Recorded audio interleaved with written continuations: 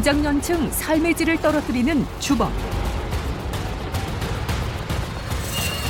보행 속도가 느려지고 극심한 통증까지 부르며 일상을 무너뜨리는 질환.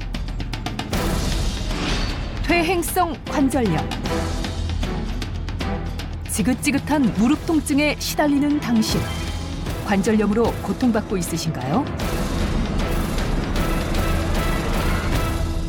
관절을 건강하게 지키는 해법. 지금 공개합니다.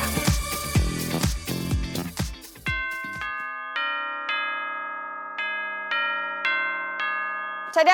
선생님께 대하여 경례. 안녕하십니까. 웬일로 좀 차분해 보여요, 오늘은. 선생님 혜미가요. 무릎이 아프대요. 선생님 오늘 혹시 우산 가져오셨나요? 오늘 비 온대요? 오늘 비 와요. 비가 주룩주룩 내리는 날이면 욱신거리는 무릎 통증을 느낀다는 박혜미. 여러분도 이런 경험이 있으신가요? 어떻게 진짜 쑤실 때마다 비가 오던가요? 잘 맞던가요? 아니 오더라고요. 너무 신기하지 않아요, 진짜 선생님? 신기해요. 혜미 학생의 이 무릎 통증은 과학이에요. 과학이에요. 과학이라고요? 왜냐면 혜미 학생만 그런 게 아니라 우리 생각해보면 약간 퇴행성 관절염 같은 거 있는 관절 안 좋은 어르신들이 확실히 비 오는 날 훨씬 더 아파하시거든요. 이게 우리가 뼈가 아픈 게 아니고 관절이 아픈 거죠. 관절은 관절강이라고 하는 이제 공간이 있어요. 그 안에 염증이 있어서 약해진 상태인데 아무래도 외부 기압과 이 내부 기압의 차이 때문에 영향을 좀 받을 수가 있어요. 비 올 때가 저기압이라고 하잖아요. 네네. 상대적으로 밖에서 눌러주는 게 없으면 안에서 팽창하니까 관절각 내에 통증이 더 심해지기도 하고요. 또는 습도 같은 게 좀 영향을 주기도 하죠. 그래서 이제 염증 반응을 조금 더 촉진시키거나 자극을 더 많이 해서 통증을 좀 더 많이 느끼는 경우들도 좀 있어요. 그래서 오늘 여러분들과 함께 공부할 전학생은요. 평소에 꾸준하게 관리를 해서 이 관절 건강을 굉장히 튼튼하게 잘 지키고 있다고 하거든요. 그래서 본격적인 수업에 앞서서 우리 전학생부터 먼저 소개를 해볼게요. 들어와. 누구? 오메. 누구? 오메. 누구? 오메.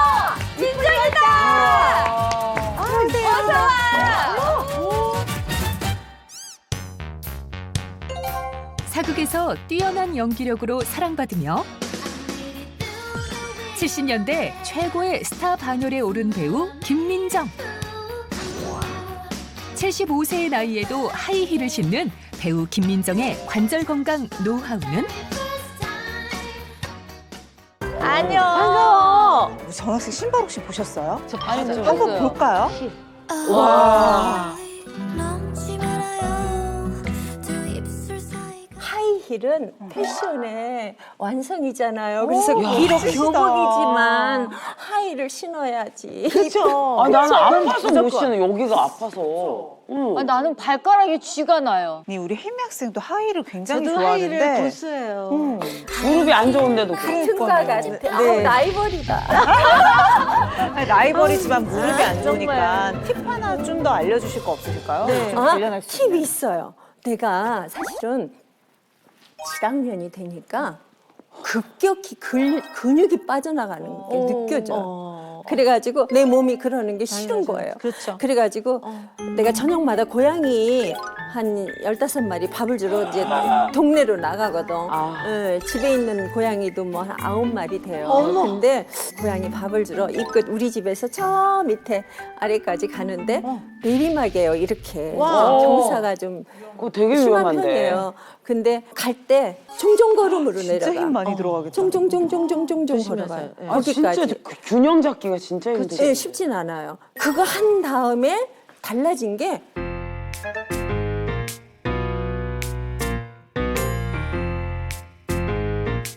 무릎 그 검사를 해보니까 40대래. 와. 나도 이거 따로 놀 때 가죽이 붙었어. 이렇게 내려갔다. 내려갈 때는 뒷꿈을 짚고. 생활 속에서 계속 그걸 그러니까 실천. 돈 안 들이고 아주 경제적이죠.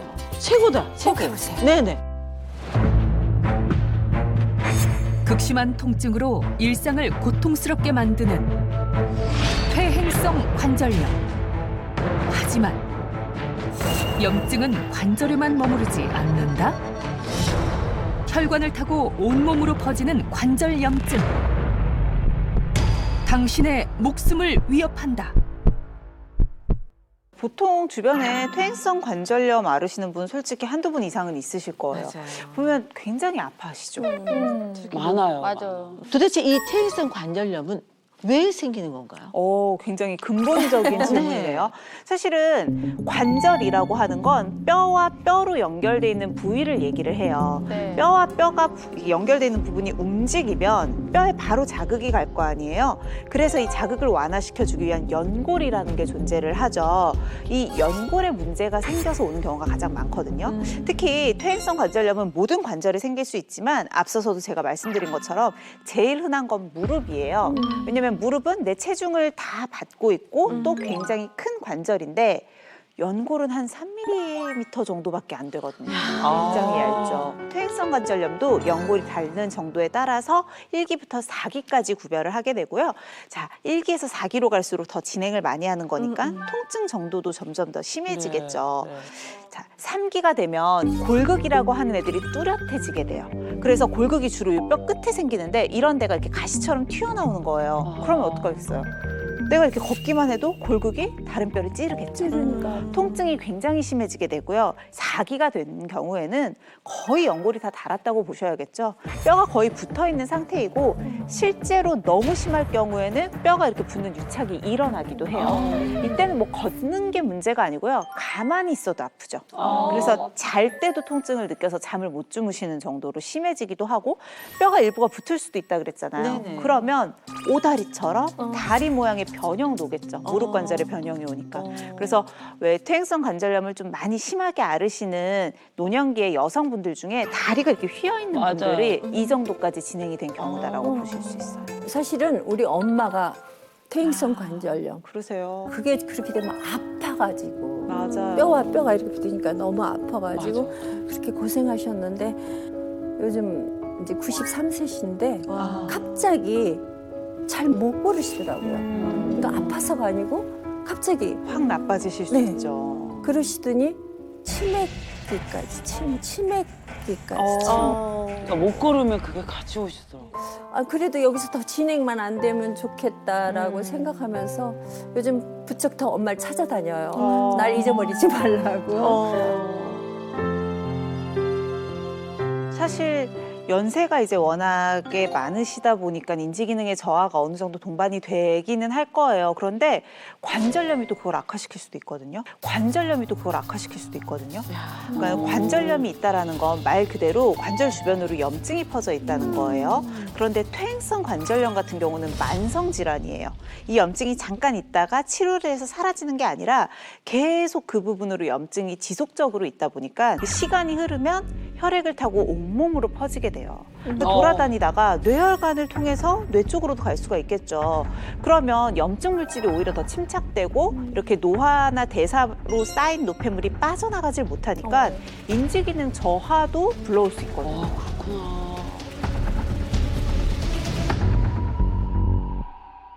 자, 제가 두부를 좀 준비를 했는데요. 이게 우리 몸에 있는 연골이라고 좀 가정을 해볼게요. 물론 우리 몸의 연골은 이렇게 두꺼운 애는 없어요. 훨씬 얇아요. 근데 좀 보기 쉽도록 크게 준비를 했고요. 연골은 우리의 체중을 받고 있을 거 아니에요. 특히 이게 무릎 연골이라고 한번 생각을 해볼게요. 가만히 서 있기만 해도 제가 봤을 때는 한 요 정도의 체중은 받고 있을 것 같아요. 그렇죠? 여기서부터 조금씩 연골에 부담이 가기 시작해요. 그런데 우리가 가만히 서 있기만 하지 않죠. 횡단보도에 불이 켜져서 막 뛴다라고 하면 이때는 내 체중의 몇 배 이상의 부하를 받게 되거든요. 이렇게 압력을 받겠죠. 그래서 연골이 이런 식으로 점점 닳아버리는 거예요. 닳아 없어지게 되면 보호해준 연골이 없으니까 뼈랑 뼈가 그대로 맞닿게 되겠죠. 뼈랑 뼈가 그대로 맞닿게 되겠죠. 서로 갈리면서 자극이 되니까 염증이 발생할 수밖에 없어요. 그래서 발생하는 게 퇴행성 관절염이라는 거죠.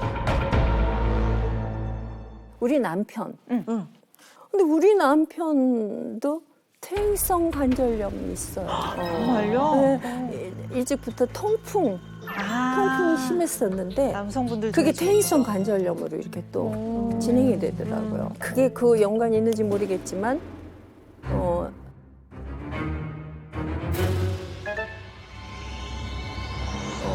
심근경색까지 그래서 아주 과부가 될 뻔한 그랬어요.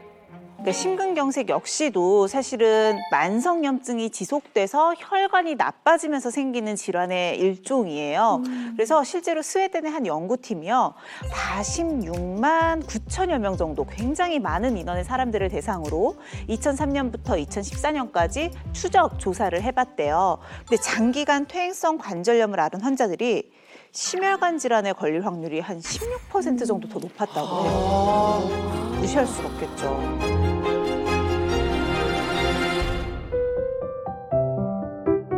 오늘의 휴학생을 만나러 왔습니다.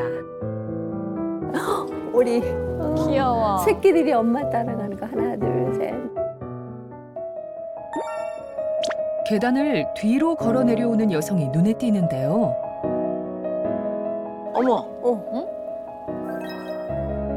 다른 사람들에 비해 걷는 속도 또한 현저히 느립니다. 우산과 계단 난간에 의지하며 한 걸음씩 힘겨운 발걸음을 옮기는데요.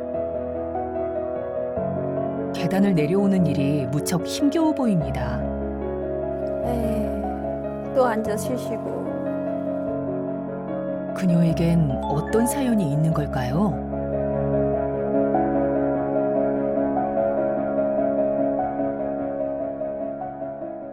안녕하세요. 퇴행성 관절염을 앓고 있는 68세의 조예순입니다. 68세인데? 퇴행성 관절염으로 고통받고 있다는 오늘의 휴학생. 10여 년 전부터 시작된 무릎 통증이 결국 퇴행성 관절염으로 발전했다고 하는데요. 아, 또 양쪽 다 있으신가 봐요. 척추도 안 좋으시고. 오른쪽은 3기, 왼쪽은 4기라고 하더라고요. 그러니까 이제 4기는 연골이 전혀 없어요. 없다고 그러시더라고요. 전혀 없다고 그러고. 이제 오른쪽은 3기니까 연골이 조금 붙어 있대요. 그랬는데도 오른쪽도 많이 아팠어요. 되게 아프고 지금도 아파요. 약을 꾸준히 복용해도 극심한 통증은 나아지질 않았다는데요. 이 때문에 걷는 곳조차 힘들어지면서 깊은 우울감까지 느꼈다고 합니다. 퇴행성 관절염은 몸에도 큰 변화를 불러왔는데요. 연골이 다르면서 바깥쪽으로 휜 다리는 가만히 서 있는 곳조차 힘들게 만들었습니다. 휘어지는구나. 진짜 서 있는 것도 힘드시겠다. 제가 이렇게 관절이 빨리 온 거는 의사 선생님이 그랬는데 제가 우리 애들 하여튼 7, 6살 때부터 애들을 집에 놔두고 저기 일일 공부 있잖아요. 애기들 일일 공부 그걸 한 500부씩 돌렸어요. 많이 걸으셨구나, 무릎을. 그 일일 공부는 9시에 나갔다 5시, 6시면 들어오는데 그러니까 애들이 어리니까 둘 다 이제 그 어린 걸 놔두고 가니까 애들 꼴이 말이 아니에요. 그냥 뭐. 그래서 누가 그러더라고요. 새벽에 가서 우유 배달을 하면 일찍 들어와서 애들을 돌볼 수 있다. 근데 그것도 옛날에는 아파트가 이렇게 엘리베이터 있는 데가 없었어요. 옛날에 다 저기 7층, 8층 아파트가 계단을 오르락내리락 했어요.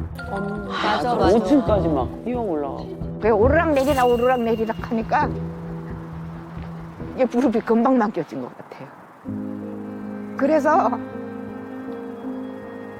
그 우유 배달을 하니까 근데 이제 너무 힘들더라고요, 그게.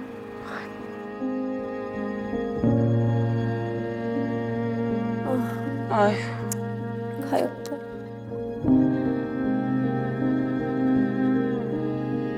어머니라는 이유로 말없이 삼켜오던 서러움이 북받쳐 오릅니다.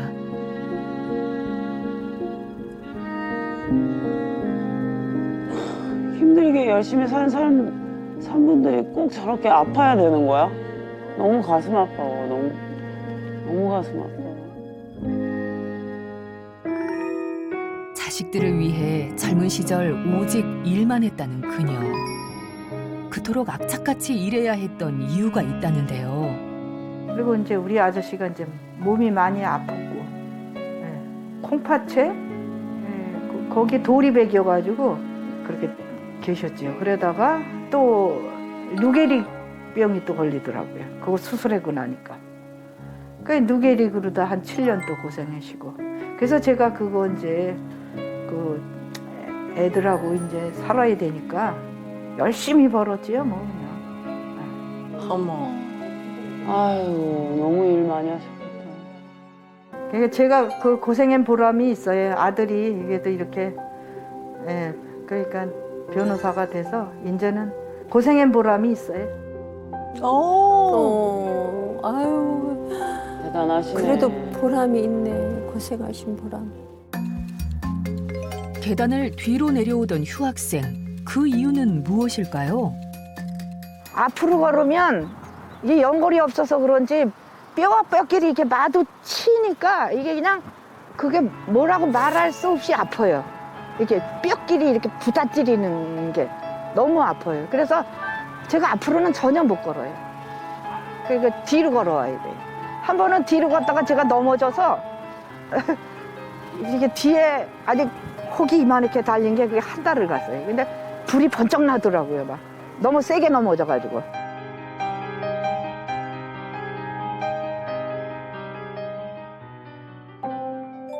집으로 가는 길. 바쁘게 걷는 사람들 틈으로 휴학생의 모습이 보입니다. 아이고 한다보내서 빨리 못 가실 텐데. 못 가지, 그럼. 이게 신호등에 저기 중간쯤 갔는데 신호등에 걸리면은 굉장히 불안하고 그게 어디 가기가 불안해져요. 보행 속도가 느려 외출 때마다 위험한 순간을 마주한다는 그녀.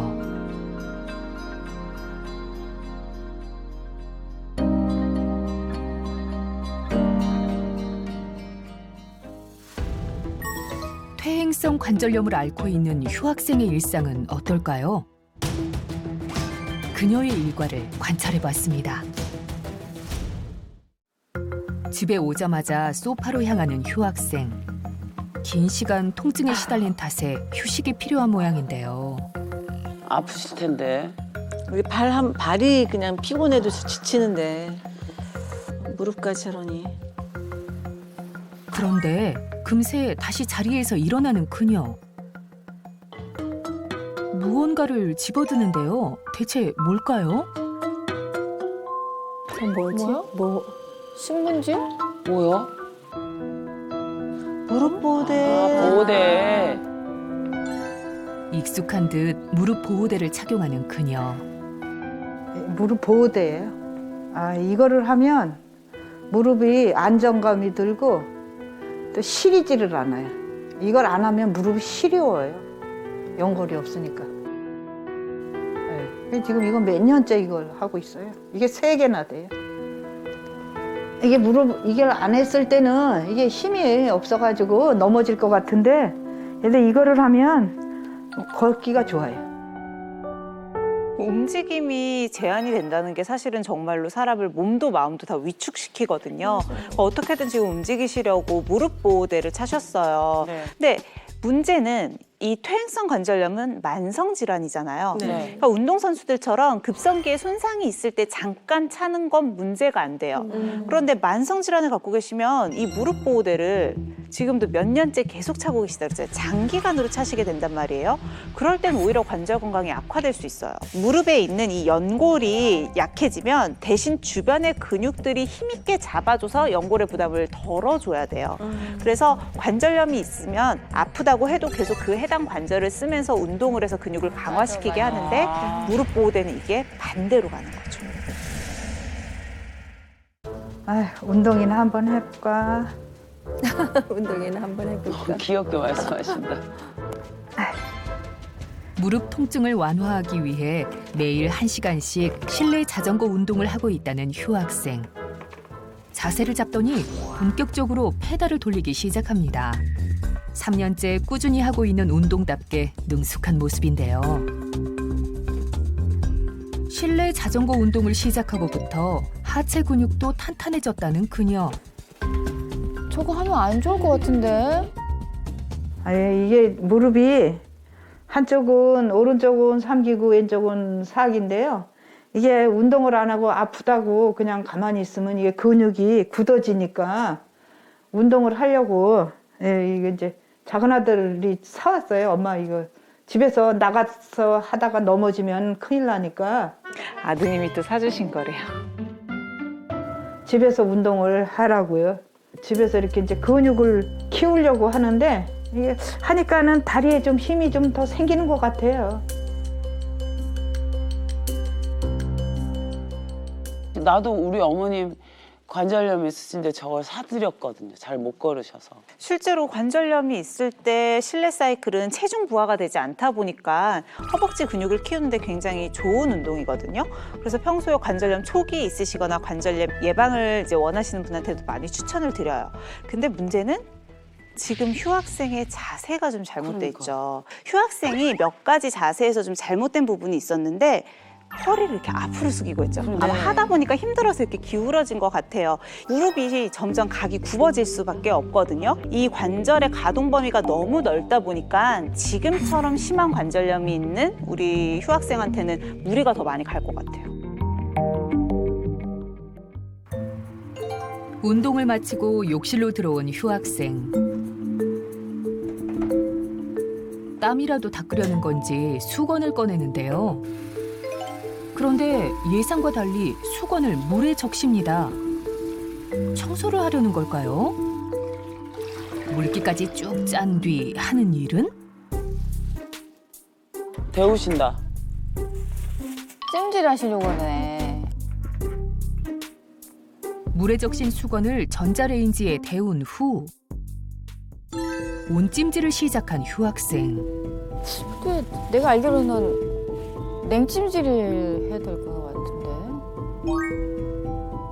양쪽 무릎에 번갈아 가며 온찜질을 해주는데요. 이게 퇴행성 관절에는 이 뜨거운 걸로 찜질을 해줘야 시원하고 좋아요.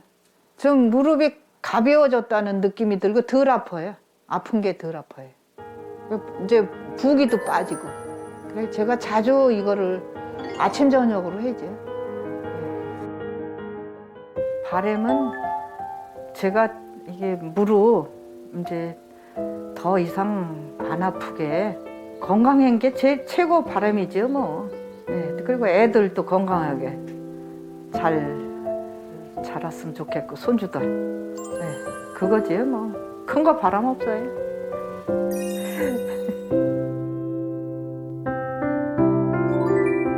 퇴행성 관절염으로 고통받고 있는 휴학생의 빠른 쾌유를 기원합니다. 휴학생 모습 보니까 어떠셨어요? 그냥 우리들이 엄마 같아. 엄마 아니 생각이 나. 그리고 정말 아프기 전에 몸을 잘 지켜야겠다라고 생각이 들어요. 정말 즐거움이 없으시잖아요. 얘 때문에 즐겁지가 않잖아요. 그 사랑하는 가족들과 함께 있는데도 같이 함께 여행도 꿈도 못 꿀 것 같은 생각이 맞아, 드는 맞아. 거예요. 제일 대접을 받았어야 되고 그래야 될 분이 제일 아들도 저렇게 고통을 성공했는데. 안고 예, 이제 대접 받아야 되지. 저는 이제 보면서 계속 아까 마지막에 좀 논란이 있었잖아요. 찜질 하는데 찜질. 네, 온찜질? 뭐 차가운 찜질? 얘기가 좀 있었어요. 따뜻하게 찜질, 온찜질을 했는데 잘하신 걸까요? 제가 볼 때는 저희 엄마가 예전에 무릎 많이 아프셨잖아요. 근데 그때 이렇게 무릎에 물 차고 붓고 그래서 냉찜질을 그때 많이 하셨거든요. 오히려 통증도 좀 줄이고 붓기도 가라앉히기 위해서. 저는 무조건 온찜질이에요. 온찜질. 아니 그러니까는 이제 단계가 있는데 저 어머니는 지금 저 상태는 온찜질이 맞을 것 같아요. 역시나 이 퇴행성 관절염 완화에 도움이 되는 찜질 방법이 의견이 좀 갈렸어요. 삶의 질을 무너뜨리는 퇴행성 관절염. 퇴행성 관절염 증상을 완화하기 위한 현명한 방법은 따뜻한 온찜질이 도움될까? 차가운 냉찜질이 도움될까? 당신은 어떻게 생각하시나요?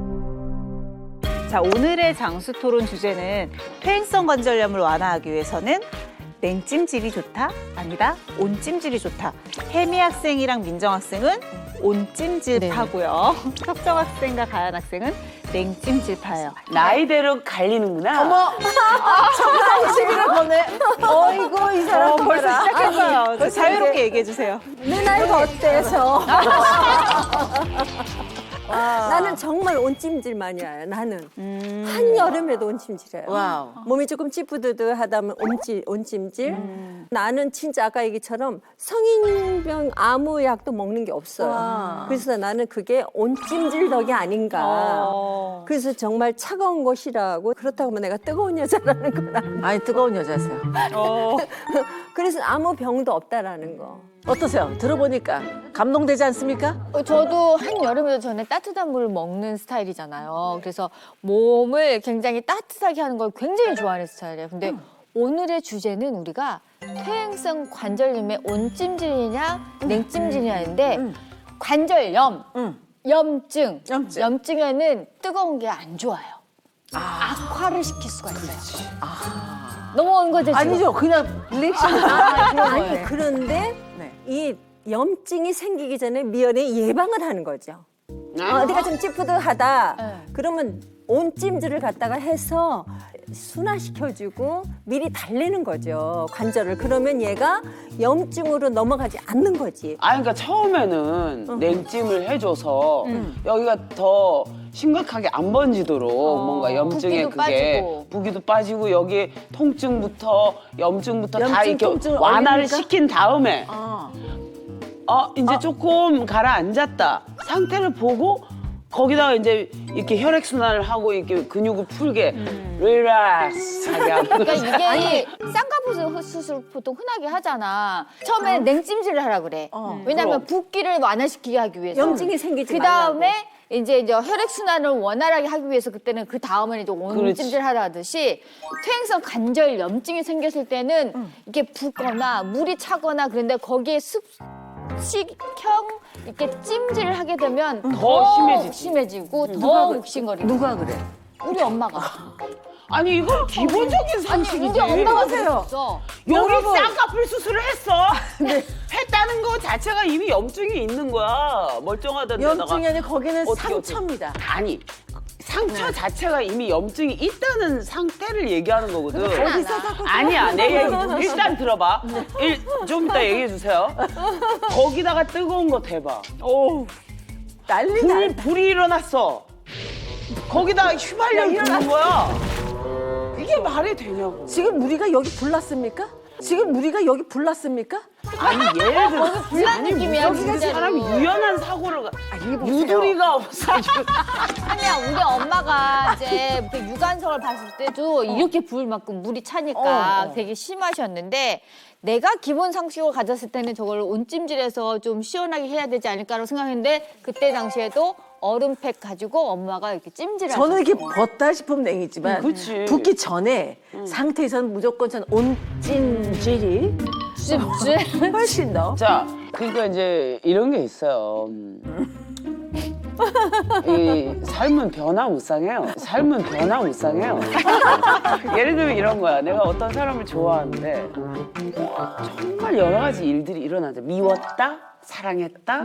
다시 원래 패턴으로 간다. 그러니까 예를 들면 나의 몸도 냉찜질, 온찜질 왔다 갔다 하는 것 같아. 그렇지. 맞아요. 맞아요. 당겼다, 놨다.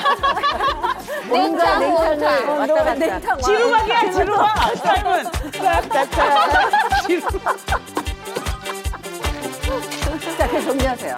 근데 거기에 모든 걸 꿰차는 단 하나의 원칙이 있습니다.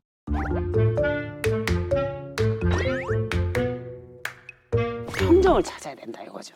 나의 중심. 나 자신. 말만 세요. 그게 냉이야, 온이야. 냉이야, 온이야, 못 닦는 거야? 이게 뭐냐면 네. 이 안에서 일어나는 사실. 헷갈려. 점점 이걸 알아야 된다는 거야. 헷갈려. 진짜 신기한 게 제가 말하려는 정답이에요. 어머. 진짜야? 아니 본인의 관절 상태를 정확하게 파악해서 그 상태에 맞는 찜질로 가야 된다가 정답이거든요. 그렇죠. 자기 자신을 알아야 된다. 진짜 그게 진리거든. 그러니까 여러분들이 다들 일단 상식이 아주 풍부해요. 찜질에 대해 정확하게 알고 계시거든요. 냉찜질은 급성기 상태일 때 하는 거예요. 염증이나 상처가 난 직후는 얘기하신 거랑 똑같은데 불이 난 상태예요. 온도도 막 거기 해당 부위에 온도도 올라서 열도 막 오르고요. 빨갛게 붓고요. 혈액도 그쪽으로 막 몰려요. 치료를 하기 위해서. 그래서 그때는 그 불을 꺼주는 게 맞기 때문에 냉찜질을 해야 돼요. 그런데 이건 급성기일 때 짧게. 그리고 나서 시간이 좀 지나서 만성으로 갔을 때에는 온찜질을 통해서 혈액순환도 원활하게 해주고 그 안에 있는 염증 물질이나 노폐물이 잘 빠져나갈 수 있도록 해줘야 돼요. 상황에 맞게 대처를 해야 되는데 열이 났다 싶을 때 욱신욱신 막 열이 올라오는 열감이 있을 때는 무조건 냉찜질을 해야겠네요. 그렇죠. 여러분 찜질 이외에도요 무릎 건강을 지키기 위한 방법들은 굉장히 다양하거든요. 네. 그래서 우리 우등생을 통해서 또 다른 관절 건강을 지키기 위한 비법들 뭐가 있는지 함께 볼게요. 네. 녹음이 짙어지는 어느 여름날. 희망아, 우리 가보자. 아니야, 지금 이름은 왜? 너무 귀여워. 희망아, 가자. 강아지 산책인가 했더니 웬걸? 한 손에 유리구두를 들고 나타난 한 여성. 그대로 자리 한쪽에 앉더니 유리구두를 신는데요. 굽 높이만 무려 16cm. 저걸 신는다고? 뭐야? 그대로 우아하게 모델 워킹 시작! 걸음걸이부터 포즈까지 완벽! 길거리에서 패션쇼가 펼쳐졌습니다. 완벽한 워킹을 선보이는 이 여성이 오늘의 우등생 맞는 것 같죠? 안녕하세요. 퇴행성 관절염을 극복한 66세 장래호입니다. 66세? 너무 젊어 보이신다, 진짜. 건강해 보이는 그녀에게도 아픈 사연이 있다는데요. 저는 일반 이제 대중적인 사람들보다 좀 젊은 나이부터 관절이 안 좋았었어요. 그래서 40대 중반 정도? 그때부터 이제 좀 통증을 느끼기 시작을 했었죠, 불편함을. 그래서 50대 중반 정도에는 이제 퇴행성 관절이라는 진단을 받았어요. 57세에 양측 무릎 모두에 퇴행성 관절염을 진단받은 그녀. 아파 보신 분들은 다 아실 거예요. 일단 부으면은 무릎이 접혀지지가 않으니까 굉장히 불편하면서 바늘로 쑤시는 것 같기도 하고 뭐 드라이버 같은 거로 막 돌리는 것 같기도 하고 그런 통증이 굉장히 심해요. 심할 때는 계단 한 계단 내려오는 것도 힘들어요. 심한 무릎 통증 때문에 일상생활도 불가능할 정도였다는데요. 그때 생각은 다 살았다는 생각을 했죠. 이제 뭐 내 인생은 끝났구나 그렇게 생각을 했었죠.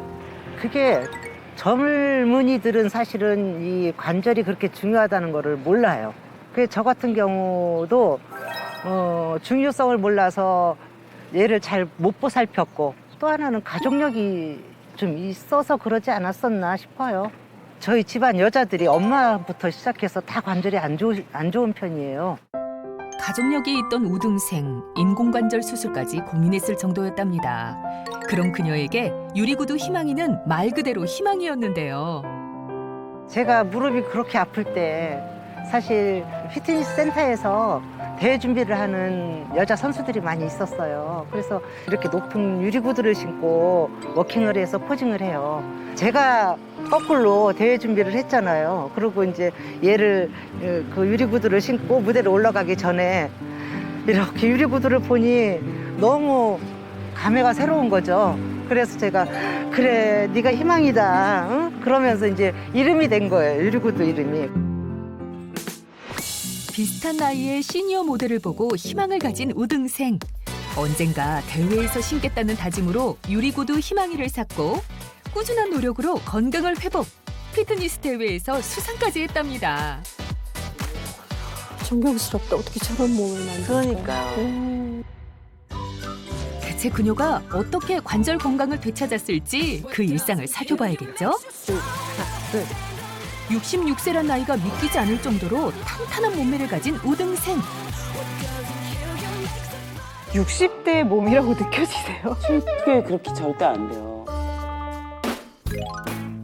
조깅으로 몸을 풀더니 갑자기 스쿼트를 시작합니다. 아니 무릎 아팠던 분이 어떻게 저걸 해? 자세를 잘 잡으시는데? 우등생이 하는 이 스쿼트는 조금 특별하답니다. 아, 지금 제가 하고 있는 것은 굿모닝 스쿼트입니다. 굿모닝. 아침부터 하시는구나. 보통 스쿼트를 하면은 무릎을 많이 쓰게 돼요. 그래서 무릎으로 이렇게 부하가 많이 걸리니까 무릎이 좀 안 좋을 수가 있고 안 좋으신 분들은 많이 아플 수가 있어요. 근데 이제 굿모닝 스쿼트는 무릎 관절이 좀 안 좋으신 분들이 무릎 관절을 많이 쓰지 않고 이 골반부터 선행을 해서 골반이 접어지면서 무릎은 안 쓰고 그대로 내려가 주는 거예요. 그렇기 때문에 무릎이 불편하신 분들이 하면서 근육을 차츰 늘릴 수 있는 운동이죠. 그러니까 정말 부지런하게 운동을 계속 하시는 거야. 진짜 우등생이네요. 퇴행성 관절염 환자도 할 수 있는 굿모닝 스쿼트. 스쿼트 자세를 할 때 골반을 구부려 엉덩이를 최대한 뒤로 빼주세요. 엉덩이에 힘이 많이 들어가면서 무릎에 가는 부담이 줄어들 수 있답니다. 사실 스쿼트는 하체 운동의 대명사잖아요. 특히나 허벅지 근육을 강화시킬 수 있는 운동인데요. 사실은 아주 유명한 운동이지만 잘못된 자세로 했을 때는 무릎 건강이 굉장히 많이 상할 수 있어요. 근데 우등생이 하는 굿모닝 스쿼트 같은 경우는 하중을 거의 엉덩이 쪽으로 완전히 뒤쪽으로 실어서 들어가기 때문에 무릎에는 무리가 거의 안 갈 것 같고요. 허벅지랑 엉덩이 쪽으로 온 힘이 다 가니까 그쪽의 근력을 향상시키는 데 굉장히 도움이 많이 될 것 같아요. 너무 힘들어요. 자, 올라올 때 여기 힘줘서 올라와야 돼. 나는 다리를 이렇게 작게 하면 안 돼요. 더 벌리고. 최대한 이렇게 해서 이걸로 벌려야 돼요? 완전히 쭉. 아, 이거 진짜.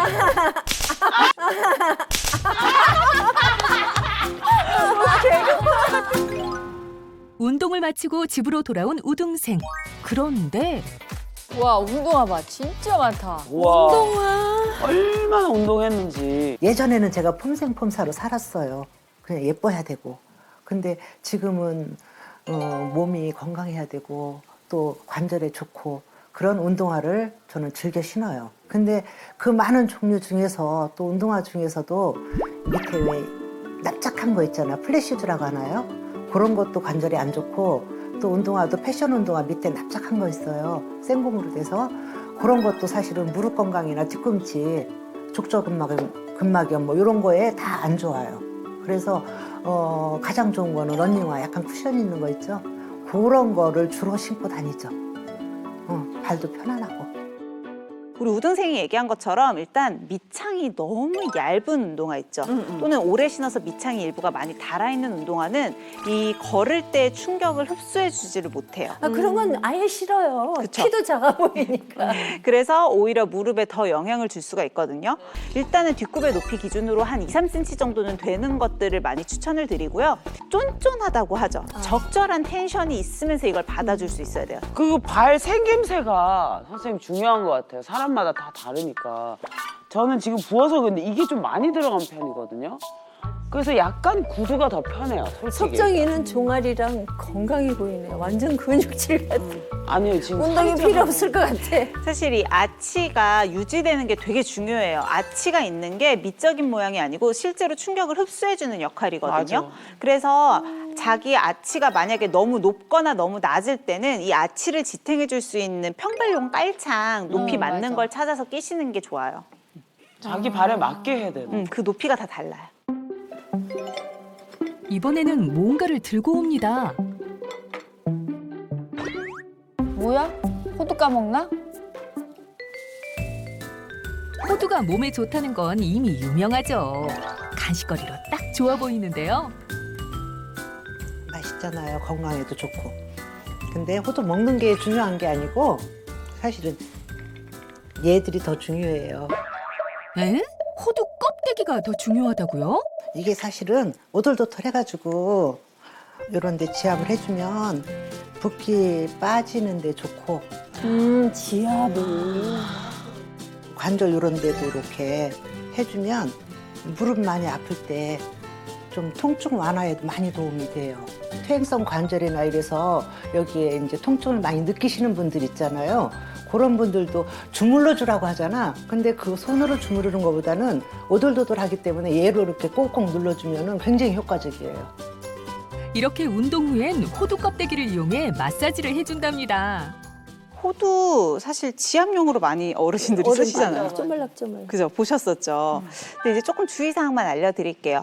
호두는 워낙 단단해요. 그리고 조금만 힘을 줘도 압력이 많이 가해지거든요. 그래서 너무 세게 문질렀을 때는 오히려 과한 압력이 걸릴 수 있으니까 그냥 살살 부드럽게 문질러 주시는 것 정도로도 충분하실 것 같고, 무릎이 아프다고 무릎을 직접적으로 압박을 하는 건 오히려 무리가 될 수 있어요. 특히나 퇴행성 관절염이 있으신 분들한테는. 그래서 이 뒤쪽이죠. 종아리 쪽이나 아니면 여기 뒤쪽 주변을 감싸고 있는 근육들을 좀 풀어주시는 게 통증 완화에는 좀 더 효과적일 것 같아요. 그리고 사실 아까 먹으셨잖아요. 불포화지방산이라고 하는 착한 지방이 호두에 굉장히 풍부하게 들어있거든요. 근데 이 불포화지방산은 항염 효과가 있어요. 염증을 가라앉히는 데 좋기 때문에 퇴행성 관절염의 염증을 가라앉히는 데도 당연히 도움이 되겠죠. 어느덧 식사 시간. 냉장고에서 뭘 꺼내시네. 브로콜리하고 마늘.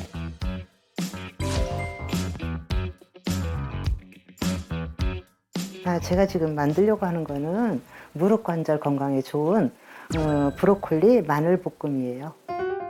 저거 괜찮은데? 예전에 무릎이 많이 안 좋을 때 주변 지인이 본인도 무릎이 이제 안 좋았대요. 그래서 먹어보니 참 좋더라 이렇게 얘기를 하셔가지고 그때부터 이제 꾸준히 좋다니까 챙겨 먹어봤어요. 근데 진짜로 도움이 되는 것 같아요. 브로콜리 마늘볶음 어렵지 않아요. 먼저 브로콜리를 다듬어주고요. 마늘을 편썰기로 썰어주세요. 끓는 물에 소금 한 큰술 넣고 브로콜리를 데쳐준 뒤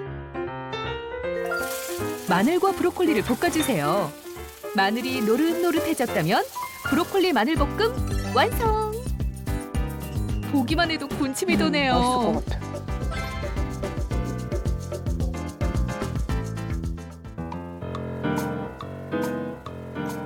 맛있어요.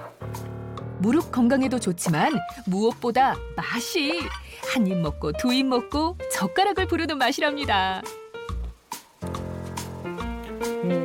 일단 브로콜리의 아삭한 그 신선한 맛에 마늘의 향이 또 곁들여지니까 진짜 맛있으면서도 막 건강해지는 것 같은 느낌? 이렇게 집에서 해 먹으면 정말 좋을 것 같아요. 다른 분들도. 브로콜리도 그렇고 마늘도 그렇고 혈액 순환에도 좋고 무릎 건강이나 뭐 관절에 굉장히 좋다고 그래서 자주 챙겨 먹어요.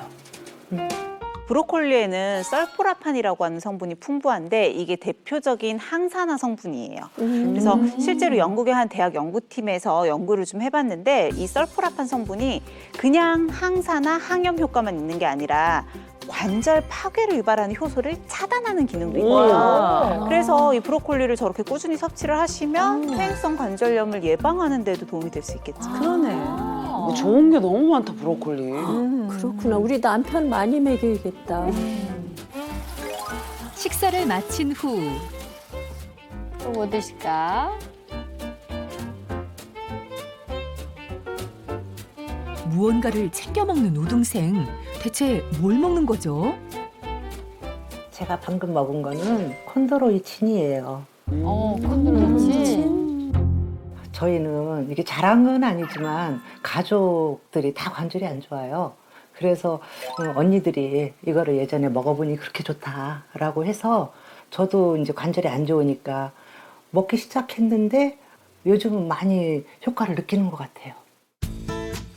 앞으로의 바람은 저는 진짜 많이 아파도 받고 아플 때가 얼마나 힘든 건지도 알고 하기 때문에 저는 지금 요만큼 좋아진 이 관절을 정말 아끼면서 지금처럼 운동을 하면서 건강하게 활기찬 노년을 맞이하고 싶고 여러분들 많이 응원해 주세요. 화이팅! 진짜 우등생이다. 네, 진짜 우등생이십니다. 자, 우등생의 비법 다 같이 살펴봤는데 어떤 게 제일 기억에 남으셨어요? 저는 브로콜리를 먹어야겠다. 브로콜리 정말 싫어했는데 그걸 이제 좀 챙겨 관절에도 먹어야겠다 생각이 호두도 상당히 괜찮았던 아이디어 같아요. 먹기도 하고 마사지도 하고. 마사지도. 아무래도 마지막에 드신 제가 볼 때는 그 콘드로이친 먹는 게 중요하지 않겠어요? 콘드로이친이라고 하면 이름이 좀 생소하실 수는 있겠지만 우리 몸을 구성하고 있는 이 연골에서 굉장히 중요한 성분이에요. 이게 관절의 충격을 흡수하는 그런 역할을 해준다라고 보시면 돼요. 자, 이 쿠션이 우리의 연골이라고 한번 생각을 해보면요. 쿠션에서 제일 중요한 게 속을 채워주는 솜이잖아요. 네. 이 솜이 콘드로이친이라고 생각을 하시면 되는 거죠. 지금 보니까 이 쿠션은요, 솜이 너무 적어요. 그래서 탄력도 별로 없고 폭신폭신하지도 않죠. 그러면 이렇게 콘드로이친이 부족한 연골에 한번 빵빵하게 솜을 채워볼게요. 그게 말하자면 콘드로이친이에요? 그렇죠. 솜사탕 같아. 채우고 있어요. 솜사탕 먹고 싶어요. 나한테 필요한 건 저런 느낌이야. 콘드로이친을 이렇게 빵빵하게 채워놓고 한번 똑같이 볼게요. 자, 이렇게 콘드로이친이 빵빵한 상태에서 누가 저를 친다고 해도 큰 충격은 없죠. 충격 내려가니까 네. 제가 별로 충격을 받을 일이 없겠죠. 네. 이미 이 쿠션에 있는 솜이 충격을 본인이 다 흡수해주고 있거든요. 그래서 이런 역할을 하는 게 바로 실제 연골에서의 콘드로이친이에요.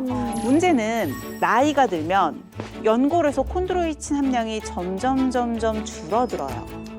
그래서 아까 처음에 본 것처럼 흐느흐느하고 힘없는 연골이 되기가 쉽다라는 거죠. 네네. 자, 이런 연골 상태에서 콘드로이친을 섭취를 하면 아무래도 좀 더 연골을 좀 탱탱하고 탄력 있게 유지하는 데 도움이 되겠죠. 실제로 이 활막염 징후가 있는 환자분들을 대상으로 진행을 한 연구가 있었는데요. 위약군 같은 경우는 12개월 후에 연골의 부피가 6.12% 감소했어요. 자, 근데 콘드로이친을 섭취했던 군은 3.17% 감소했다고 해요. 그러니까 감소하는 걸 아예 막을 수는 없지만 평균적으로 줄어드는 것보다 훨씬 더디게 이 속도를 늦출 수가 있다라는 거죠. 어쨌든 늦추더라도 관절의 건강에는 도움이 된다는 거잖아요. 그럼요. 실제로 이 콘드로이친 같은 경우는요, 한 40여 년 동안 관절 건강 소재로, 그러니까 의약품으로 사용이 되어 왔던 아이예요. 그런데 최근 들어서 2020년도에 식품의약품안전처에서 건강기능식품으로 허가를 받으면서 좀 더 일반적으로 많은 대중들에게 알려지게 된 거죠. 콘드로이친은 통증을 잡아주나요? 그게 더 직접적으로 무슨 역할? 통증을 줄여주는 데도 네네. 도움이 되냐? 자, 이것도 도움이 됩니다. 도움이 됩니다. 실제로 2년 동안 이 콘드로이친을 섭취한 그룹과 그렇지 않았던 위약을 섭취한 그룹을 서로 비교를 해봤는데요. 위약을 섭취했던 대조군은 관절 간격이 0.14mm 정도 감소했다고 해요. 그런데 콘드로이친을 섭취한 군에서는 관절 간격에 거의 변화가 없었어요. 우와. 간격이 줄어든다는 건 통증이 있다라는 뜻인데 변화가 없었다는 건 그나마 통증으로부터 좀 더 자유로울 수 있다고 볼 수 있는 거죠. 그러니까 그 정말 신기한 게 관절의 마찰을 줄여주니까 염증이 완화된다는 얘기죠. 그렇죠. 자, 제가 이렇게 꺼즈를 좀 준비를 했는데요. 이게 내 무릎 관절이다라고 생각을 해볼게요. 허벅지뼈고 종아리뼈고 요 가운데 네모난 거즈가 연골이라고 볼 수가 있겠죠. 자, 이 연골은 지금은 건강해 보여요. 그런데 염증이 좀 생긴다. 퇴행성 관절염이 있으면 염증이 생기겠죠. 딱 봐도 이렇게 아파요. 시꺼멓고 좀 붉게 염증이 생겼죠. 피가 났어. 속상해. 네. 연골에 이렇게 염증이 있으면 우리가 걸을 때마다 계속 자극이 발생하면서 통증이 생길 거예요. 네. 자, 이때 콘드로이친을 먹으면 어떻게 되는지 볼게요.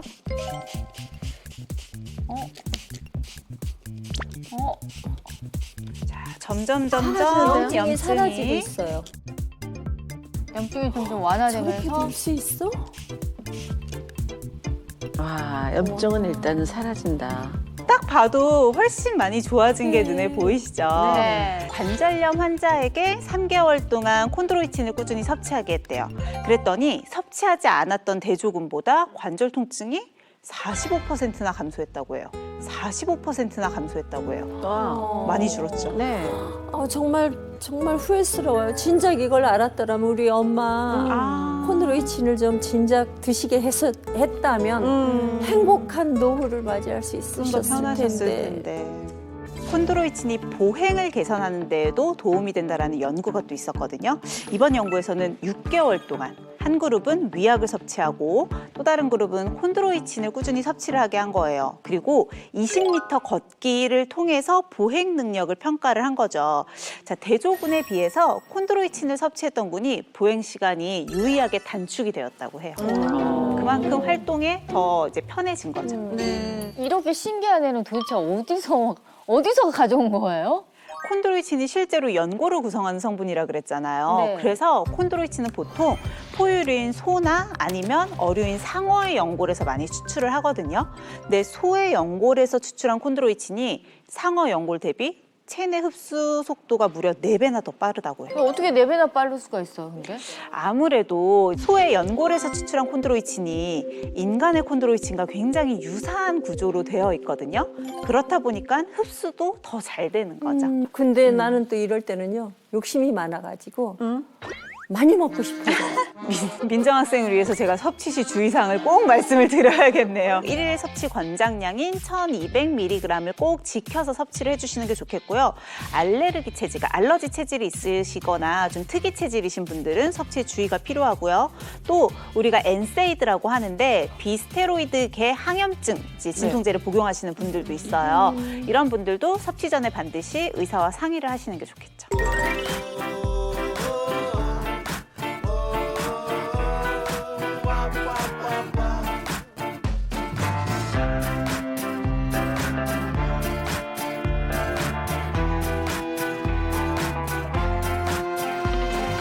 Wintertime in London, are you making plans? I used to rock in Converse with your old red bands. If you're sitting in the 제가 지금 환자거든요. 응급실에 갔다 왔어요. 어? 3명 중에 1명 성인 기준으로 국내에 1000만 명 이상 와, 그렇게 많아요? 신자. 머리 쪽에 가면 안 돼. 후유증이 또 무서워요. 와 무섭다. 터지는 거 싫어. 그러니까 갑자기. 혈관 쓰리고 질환이란 고혈압, 고지혈증, 고혈당, 사망에까지 이를 수 있죠. 그치 심근경색. 우리 햄이 어떻게 아프지 마. 이 말랑한 가래떡이 우리의 관절이다라고 그냥 편하게 생각을 해볼게요. 이렇게 말랑말랑 유연하면 하나도 통증도 없고 움직임이 굉장히 부드럽겠죠. 네네. 뛴다고 해도 충격도 잘 흡수할 수 있을 거예요. 그런데 이렇게 말랑말랑하지 않고 내 관절이 염증 때문에 유착되고 딱딱하게 굳어 있어요. 제가 좀 무릎 좀 구부리고 걸으려고 해도 떡 저기 부러질 너무 거. 너무 부러졌어. 당연히 통증이 수반이 될 수밖에 없겠죠. 채널 A